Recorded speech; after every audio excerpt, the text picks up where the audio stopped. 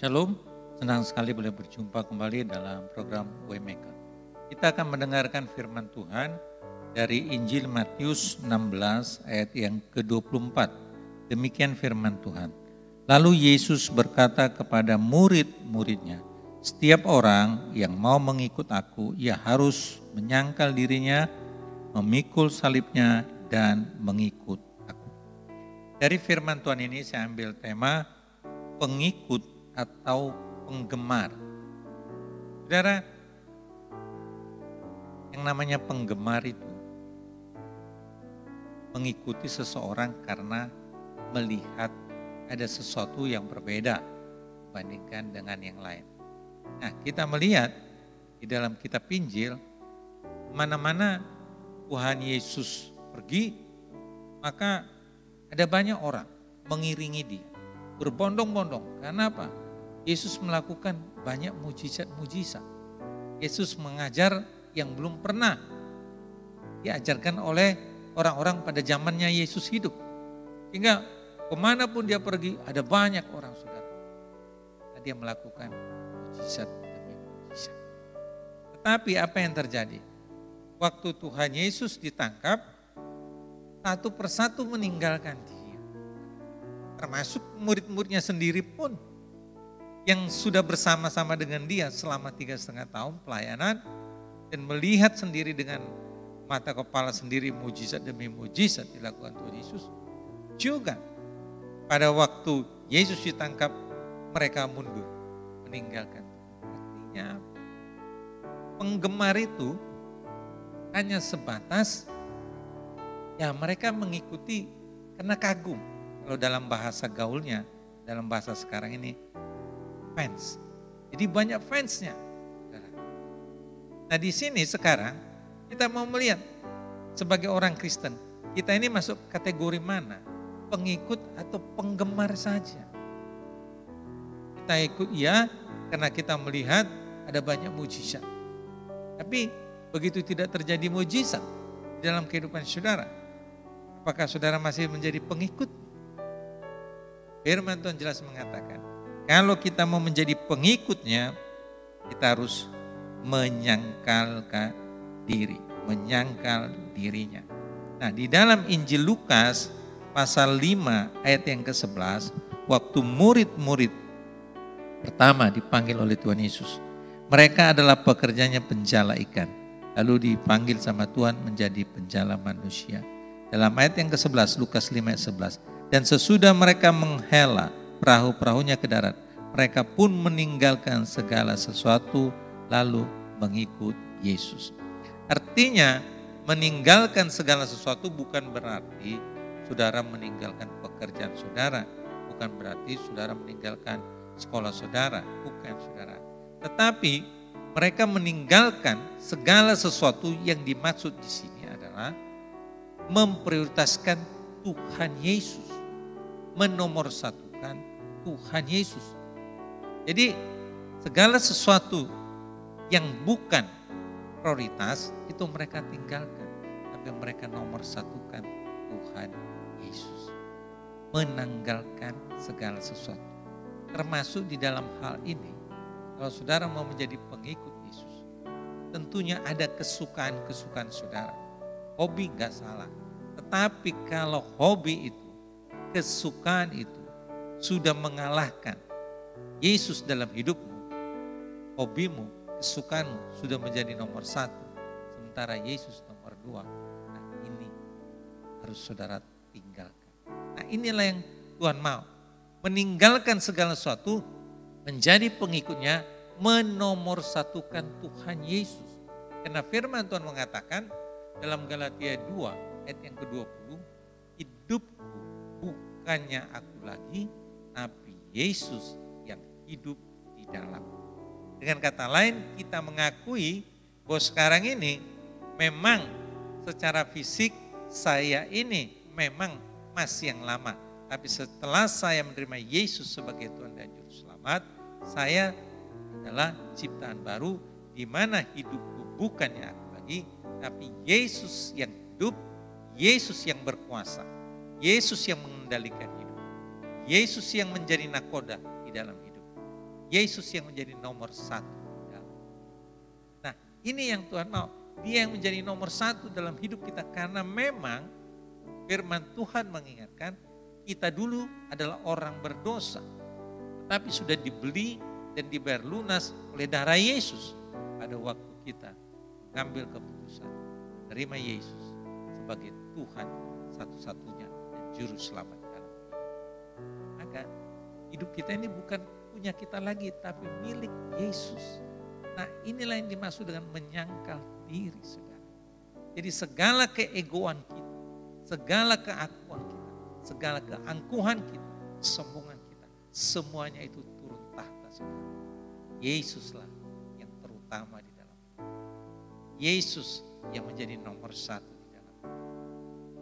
Jadi kalau hari-hari ini saudara masih ada keinginan-keinginan melebihi keinginan saudara mencintai Tuhan Yesus, itu saudara harus tanggalkan. Kalau saudara mau menjadi pengikut, saudara, kadang-kala kita mendengar kesaksian hanya gara-gara pasangan hidup saudara, dia mau menanggalkan iman percaya pada Yesus dan beralih kepada yang lain. Saudara, kalau saudara mau menjadi pengikut Yesus, saudara rela saudara meninggalkan pacar saudara yang saudara tahu bahwa dia tidak seiman hanya karena saudara mengasihi Tuhan Yesus. Nah, inilah yang menjadi pengikut Tuhan Yesus, yang mau menanggalkan segala sesuatu dibandingkan daripada menanggalkan Yesus dalam hidup. Dengan kata lain, Yesus yang terutama. Jadi kalau saudara mau menjadi pengikut Yesus, jadikanlah Yesus nomor satu dalam hidup. Jadikan Yesus menjadi prioritas di dalam hidup. Jadikan dia segala-galanya di dalam hidup. Karena memang sesungguhnya hidup kita ini adalah milik kepunyaan Tuhan. Karena hidup kita ini sudah ditebus, sudah dibarunas oleh darah Yesus. Yang kedua, menjadi pengikut Yesus dikatakan kita harus pikul salib. Di dalam Matius 10 ayat yang 38. Matius 10 ayat 38 dikatakan demikian. Barang siapa tidak memikul salibnya dan mengikut aku, ia tidak layak bagi. Mengikut Yesus, pikul salib. Artinya mau menderita oleh karena iman percaya kita pada Yesus. Saudara, kita bahkan mungkin bersyukur kalau kita boleh beribadah dengan tenang, tidak diganggu. Tapi ada saudara-saudara kita yang mungkin mau beribadah, mereka tidak tenang karena mengalami kesulitan. Saudara, pikul salib, menderita karena Yesus. Ada kesaksian dan ini sejarah gereja. Pada akhir tahun 1880, penginjilan terjadi di daerah India. Membuat pemimpin desa di situ menjadi gusar. Ada satu keluarga jadi pengikut Tuhan Yesus. Dan kepala desa ini menyeret seluruh keluarga, suami, istri, dan anak-anaknya di depan banyak orang penduduk desa itu. Dia bertanya kepada ayah daripada kepala keluarga ini. Dia bertanya kepada dia agar supaya dia menyangkal Yesus di dalam hidupnya. Namun ketika disuruh untuk menyangkal Yesus, maka sang bapak berkata, mengikut Yesus keputusanku, mengikut Yesus keputusanku, ku tak ingkar, ku tak ingkar. Dia tetap ambil keputusan mengikut Yesus. Dia tidak ingkar, dia tidak akan kembali lagi ke belakang. Apa yang terjadi?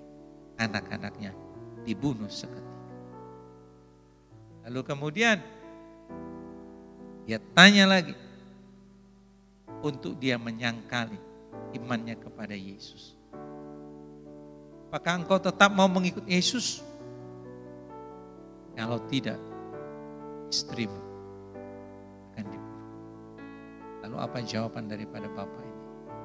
Dia berkata, mengikut Yesus keputusanku, mengikut Yesus keputusanku, tak ingkar, ku tak ingkar.